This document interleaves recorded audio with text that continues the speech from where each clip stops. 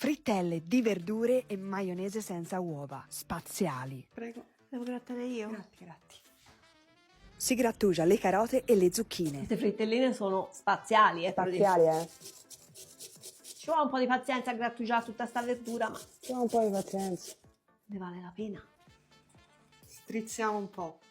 Amore? E si mettono in una ciotola con la farina, il sale e l'uovo. Formaggio. Scamorza grattugiata, menta, si mescola il tutto e si cuociono in padella.